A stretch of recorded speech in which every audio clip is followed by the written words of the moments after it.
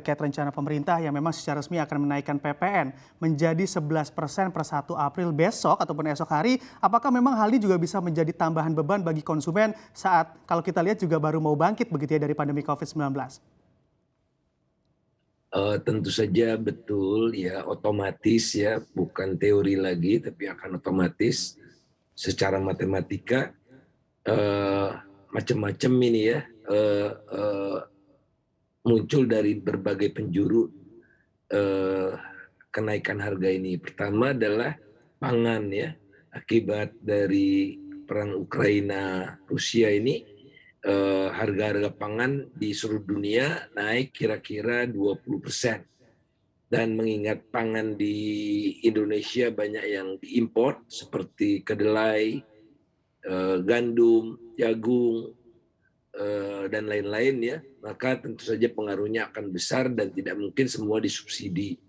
Kemudian kedua, ongkos transport, karena harga BBM, harga minyak bumi, telah mencapai di atas $100, asumsi APBN cuma $63, tentu saja ini pengaruh dan pemerintah tidak bisa terus-menerus lagi mensubsidi seperti apa, Pertamax yang sudah 2 tahun Rp9.000 itu ya, padahal swasta 12.000 lebih gitu. Kemudian yang ketiga adalah PPN gitu. PPN ini kan berarti naiknya 100 basis poin ya, dari 10% ke 11%. Tentu saja ini akan bergabung semua yang menyebabkan inflasi di Indonesia bisa melampaui 3 ya, antara 3 sampai 5% setidaknya begitu.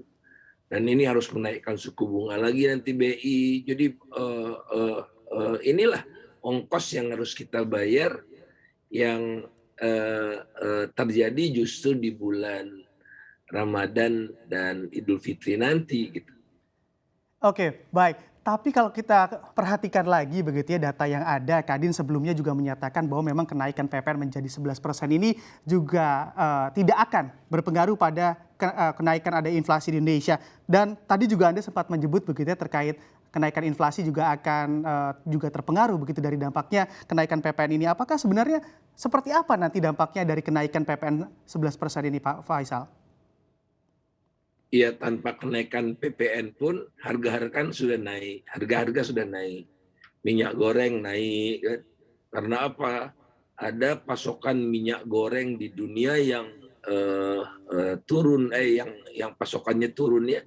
Karena si Ukraina ini memproduksi 70% minyak bunga matahari, sunflower oil gitu ya. Dan eh, harga minyak naik, kemudian harga gandum sudah naik, kemudian lagi pupuk juga naik karena pasokan eh, nitrogen fertilizer, pupuk nitrogen itu juga mengalami gangguan akibat perang dan dua negara ini yang berperang ini adalah produsen utama nitrogen. Nah, kalau ini tidak ada, barangkali bisa diserap ya oleh rakyat itu kenaikan 11%. Tapi ini bersamaannya dengan yang lain-lain. Daging sapi juga naik ya, ayam juga naik, telur naik, dan efek Ramadan gitu. Apa dipahamin enggak sih dampak psikologis dan efek dari perang ini? Padahal rakyat Indonesia sebagian besar itu pendapatannya pas-pasan gitu ya, sehingga kalau ada satu naik, dia harus mengurangi yang lain gitu. Nah, negara-negara maju kan tidak seperti itu. Karena 50% rata-rata ya, kira-kira 50% dari pengeluaran masyarakat itu masih untuk makanan. Kita lihat secara garis besar kenaikan ataupun potensi kenaikan inflasi sepertinya tidak karena demand yang tinggi ataupun permintaan yang tinggi, tapi kalau kita perhatikan juga karena adanya lonjakan sejumlah harga komoditas. Bagaimana pandangan Anda, Pak Faisal? Ya, saya setuju sekali, itu tajam sekali ya. Jadi tidak ada demand pull inflation, yang ada adalah disruption ya.